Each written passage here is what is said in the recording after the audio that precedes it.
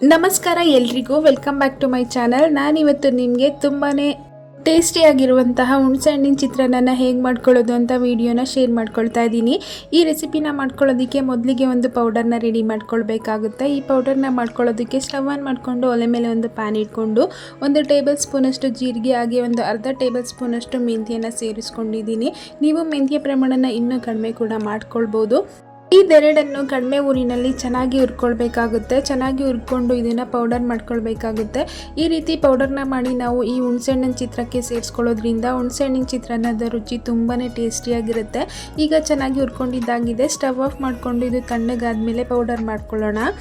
ಈಗ ಅದೇ ಸ್ಟವ್ ಮೇಲೆ ಒಂದು ಬಾಣಲಿನ ಇಟ್ಕೊಂಡು 3 ಟೇಬಲ್ ಸ್ಪೂನಷ್ಟು ಎಣ್ಣೆನ ಸೇರಿಸ್ಕೊಂಡಿದ್ದೀನಿ. ಎಣ್ಣೆ ಬಿಸಿಯಾಗಿದ್ದಾದಮೇಲೆ ಸ್ವಲ್ಪ ಸಾಸಿವೆ ಹಾಗೆ 2 ಟೇಬಲ್ ಸ್ಪೂನಷ್ಟು ಕಡಲೆ ಬೀಜನ ಕೂಡ ಸೇರಿಸ್ಕೊಂಡಿದ್ದೀನಿ. ಹಾಗೆ 1 ಟೇಬಲ್ ಸ್ಪೂನಷ್ಟು ಕಡಲೆಬೇಳೆನ ಸೇರಿಸ್ಕೊಳ್ತಾ ಇದ್ದೀನಿ. ನೀವು ಬೇಕಿದ್ರೆ ಕಡಲೆ ಬೀಜನ ಫ್ರೈ ಮಾಡಿಕೊಂಡು ಸಪ್ರೇಟ್ ಎತ್ತಿಟ್ಕೊಂಡು ಆಮೇಲೆ ಕಡಲೆಬೇಳೆನ ಸೇರಿಸ್ಕೊಂಡು ಹುರ್ಕೊಳ್ಬೋದು. ಇದೆರಡನ್ನು ಕ್ರಿಸ್ಪಿ ಆಗೋವರೆಗೂ ಚೆನ್ನಾಗಿ ಫ್ರೈ ಮಾಡ್ಕೊಂಡಿದ್ದಾದಮೇಲೆ ಇದ್ರ ಜೊತೆಗೆ ನಾನು ಒಂದು ದೊಡ್ಡ ಸೈಜ್ ಈರುಳ್ಳಿನ ಈ ರೀತಿ ಕಟ್ ಮಾಡಿ ಸೇರಿಸ್ಕೊಳ್ತಾ ಇದ್ದೀನಿ. ಈ ಈರುಳ್ಳಿನ 1 ನಿಮಿಷ ಚೆನ್ನಾಗಿ ಫ್ರೈ ಮಾಡ್ಕೊಳ್ಳೋಣ. ಯಾರಾದರೂ ಹೊಸದಾಗಿ ನಮ್ಮ ವಿಡಿಯೋನ ನೋಡ್ತಾ ಇದ್ದರೆ ನಮ್ಮ ಚಾನಲ್ನ ಸಬ್ಸ್ಕ್ರೈಬ್ ಮಾಡಿಕೊಂಡು ಸಪೋರ್ಟ್ ಮಾಡಿ.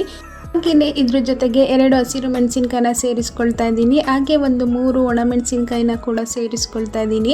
ಹಾಗೆ ಸ್ವಲ್ಪ ಕರಿಬೇವಿನ ಸೊಪ್ಪನ್ನು ಕೂಡ ಸೇರಿಸ್ಕೊಂಡು ಇದೆಲ್ಲನೂ 1 ನಿಮಿಷ ಚೆನ್ನಾಗಿ ಫ್ರೈ ಮಾಡ್ಕೊಳ್ಳೋಣ. ಯಾವಾಗಲೂ ಒಂದೇ ಥರ ಚಿತ್ರಾನ್ನ ಮಾಡಿಕೊಂಡು ಬೇಜಾರಾಗಿದ್ದರೆ ಒಂದ್ಸಲ ಈ ರೀತಿಯಾಗಿ ಟ್ರೈ ಮಾಡಿ. ನಿಂಬೆ ಹಣ್ಣಿನ ಚಿತ್ರಾನ್ನಕ್ಕಿಂತಲೂ ಟೊಮೊಟೊ ಹಣ್ಣಿನ ಚಿತ್ರಾನ್ನಕ್ಕಿಂತಲೂ ಈ ಹುಣಸೆ ಹಣ್ಣಿನ ಚಿತ್ರಾನ್ನದ ರುಚಿ ತುಂಬಾ ಟೇಸ್ಟಿಯಾಗಿರುತ್ತೆ. ದೇವಸ್ಥಾನದ ಪ್ರಸಾದದ ರೀತಿಯಲ್ಲೇ ಈ ಟೇಸ್ಟ್ ಬರುತ್ತೆ. ಈಗ ಇದ್ರ ಜೊತೆಗೆ ಒಂದು 5ರಿಂದ 6 ಪೀಸಷ್ಟು ಬೆಳ್ಳುಳ್ಳಿನ ಸಿಪ್ಪೆ ಸಮೇತನೇ ಕ್ರಷ್ ಮಾಡಿ ಸೇರಿಸ್ಕೊಳ್ತಾ ಇದ್ದೀನಿ. ಇದನ್ನೆಲ್ಲ ಚೆನ್ನಾಗಿ ಮಿಕ್ಸ್ ಮಾಡಿಕೊಂಡು ಫ್ರೈ ಮಾಡ್ಕೊಂಡಿದ್ದಾದಮೇಲೆ ಒಂದು ದೊಡ್ಡ ನಿಂಬೆಹಣ್ಣಿನ ಗಾತ್ರದಷ್ಟು ಹುಣಸೆ ಹಣ್ಣನ್ನು ಮೊದಲೇ ನೀರಲ್ಲಿ ನೆನೆಸಿಟ್ಕೊಂಡಿದ್ದೆ. ಅದರ ರಸನ ತೆಗೆದು ಸೇರಿಸ್ಕೊಂಡಿದ್ದೀನಿ. ಹಾಗೆ ಇದ್ರ ಜೊತೆಗೆ 1 ಚಿಟಿಕೆಯಷ್ಟು ಅರಿಶಿಣ ಪುಡಿನ ಕೂಡ ಸೇರಿಸ್ಕೊಂಡು ಚೆನ್ನಾಗಿ ಮಿಕ್ಸ್ ಮಾಡ್ಕೊಳ್ಳೋಣ. ಈ ಹುಣಸೆ ಹಣ್ಣಿನ ರಸನ ಚೆನ್ನಾಗಿ ಕುದಿಸ್ಕೊಳ್ಬೇಕಾಗುತ್ತೆ.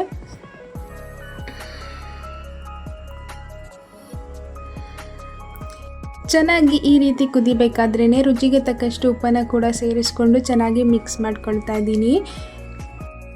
ಈ ರೀತಿ ಉಪ್ಪನ್ನೆಲ್ಲ ಸೇರಿಸಿ ಚೆನ್ನಾಗಿ ಮಿಕ್ಸ್ ಮಾಡ್ಕೊಂಡಿದ್ದಾದಮೇಲೆ ನಾವು ಮೊದಲೇ ಹುರಿದಿಟ್ಕೊಂಡಿರುವಂತಹ ಜೀರಿಗೆ ಹಾಗೆ ಮೆಂತ್ಯನ ಪೌಡರ್ ಮಾಡಿ ಸೇರಿಸ್ಕೊಳ್ತಾ ಇದ್ದೀನಿ. ನಿಮಗೆ ಎಷ್ಟು ಪ್ರಮಾಣದಲ್ಲಿ ಪೌಡರ್ ಅವಶ್ಯಕತೆ ಇರುತ್ತೋ ಅಷ್ಟನ್ನು ಸೇರಿಸ್ಕೊಳ್ಬೋದು. ನಾನಿಲ್ಲಿ 3ರಿಂದ 4 ಜನ ತಿನ್ನುವಷ್ಟು ತಿಂಡಿಗೆ ಈ ಪೌಡರ್ನ ಅಥವಾ ಈ ಗೊಜ್ಜನ್ನು ರೆಡಿ ಮಾಡ್ಕೊಳ್ತಾ ಇದ್ದೀನಿ. ಈಗ ಈ ಗೊಜ್ಜನ್ನು ಆಯಿಲ್ ರಿಲೀಸ್ ಆಗೋವರೆಗೂ ಚೆನ್ನಾಗಿ ಕುಕ್ ಮಾಡ್ಕೊಳ್ಬೇಕಾಗುತ್ತೆ. ಈ ಹುಣಸೆ ಹಣ್ಣಿನ ರಸದಲ್ಲಿರುವಂತಹ ವಾಟರ್ ಅಂಶ ಎಲ್ಲ ಕಂಪ್ಲೀಟಾಗಿ ಡ್ರೈ ಆಗೋವರೆಗೂ ಚೆನ್ನಾಗಿ ಕುಕ್ ಮಾಡ್ಕೊಳ್ಳೋಣ. ಈಗ ಈ ಗೊಜ್ಜಲ್ಲಿ ಆಯಿಲೆಲ್ಲ ರಿಲೀಸ್ ಆಗಿ ಗೊಜ್ಜು ರೆಡಿ ಆಗ್ತಾ ಇದೆ. ಈ ಟೈಮಲ್ಲಿ 2ರಿಂದ 3 ಟೇಬಲ್ ಸ್ಪೂನಷ್ಟು ಫ್ರೆಶ್ ಆಗಿ ತುರ್ಕೊಂಡಿರುವಂತಹ ತೆಂಗಿನಕಾಯಿ ತುರಿನ ಸೇರಿಸ್ಕೊಂಡಿದ್ದೀನಿ. ಹಾಗೆಯೇ ಇದ್ರ ಜೊತೆಗೆ ಸಣ್ಣದಾಗಿ ಕಟ್ ಮಾಡ್ಕೊಂಡಿರುವಂತಹ ಕೊತ್ತಂಬರಿ ಸೊಪ್ಪನ್ನು ಕೂಡ ಸೇರಿಸ್ಕೊಂಡು ಚೆನ್ನಾಗಿ ಮಿಕ್ಸ್ ಮಾಡ್ಕೊಳ್ಳೋಣ. ನಿಮಗೆ ಸ್ವಲ್ಪ ಸ್ವೀಟ್ನೆಸ್ ಬೇಕು ಅಂತ ಅನಿಸಿದ್ರೆ ಒಂದು ಸ್ವಲ್ಪ ಬೆಲ್ಲನ ಕೂಡ ಸೇರಿಸ್ಕೊಂಡು ಮಿಕ್ಸ್ ಮಾಡ್ಕೊಳ್ಬೋದು. ಈ ಗೊಜ್ಜಿನ ಜೊತೆಗೆ ತುಂಬಾ ರುಚಿಯಾಗಿರುತ್ತೆ. ಈ ರೀತಿ ಮಿಕ್ಸ್ ಮಾಡ್ಕೊಂಡಿದ್ದಾದ ತಕ್ಷಣವೇ ಈ ಹುಣಸೆಹಣ್ಣಿನ ಗೊಜ್ಜು ರೆಡಿಯಾಗಿದೆ. ನೀವು ನೋಡ್ತಾ ಇರ್ಬೋದು, ತುಂಬಾ ಟೇಸ್ಟಿಯಾಗಿರುತ್ತೆ ಕೂಡ. ನಿಮಗೆ ಈಗ ಈ ಗೊಜ್ಜು ಎಷ್ಟು ಪ್ರಮಾಣದಲ್ಲಿ ಬೇಕೋ ಅಷ್ಟನ್ನು ಉಳಿಸ್ಕೊಂಡು ಮಿಕ್ಕಿದ ಗೊಜ್ಜನ್ನು ಒಂದು ಬೌಲಲ್ಲಿ ಹಾಕಿ ಎತ್ತಿಟ್ಕೊಳ್ಬೋದು. ನಾನು ಅಷ್ಟೇ ಸ್ವಲ್ಪ ಗೊಜ್ಜಿನ ಪ್ರಮಾಣ ಜಾಸ್ತಿ ಇರೋದ್ರಿಂದ ಒಂದು ಬೌಲಲ್ಲಿ ಸ್ವಲ್ಪ ಗೊಜ್ಜನ್ನು ಎತ್ತಿಟ್ಕೊಳ್ತಾ ಇದ್ದೀನಿ. ಮತ್ತೆ ಬೇಕಾದರೆ ಯೂಸ್ ಮಾಡ್ಕೊಳ್ಬೋದು. ಈಗ ಉಳಿಸ್ಕೊಂಡಿರುವಂತಹ ಗೊಜ್ಜಿಗೆ 2ರಿಂದ 3 ಕಪ್ ಅಷ್ಟು ರೈಸನ್ನು ಸೇರಿಸ್ಕೊಂಡು ಚೆನ್ನಾಗಿ ಮಿಕ್ಸ್ ಮಾಡ್ಕೊಳ್ಳೋಣ. ಇಷ್ಟೇನೆ, ಈ ರೆಸಿಪಿ ತುಂಬಾ ಟೇಸ್ಟಿಯಾಗಿರುತ್ತೆ. ದೇವಸ್ಥಾನದಲ್ಲಿ ಸಿಗುವ ಪ್ರಸಾದದ ರೀತಿಯೇ ರುಚಿ ಬರುತ್ತೆ. ನೀವು ಒಂದ್ಸಲ ಈ ವಿಧಾನದಲ್ಲಿ ಈ ರೆಸಿಪಿನ ಟ್ರೈ ಮಾಡಿ ನೋಡಿ, ನಿಮಗೂ ಕೂಡ ತುಂಬಾ ಇಷ್ಟ ಆಗುತ್ತೆ.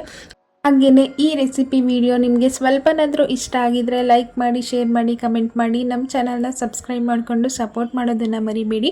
ಮತ್ತೆ ಮುಂದಿನ ವಿಡಿಯೋದಲ್ಲಿ ಸಿಗ್ತೀನಿ. Thanks for watching.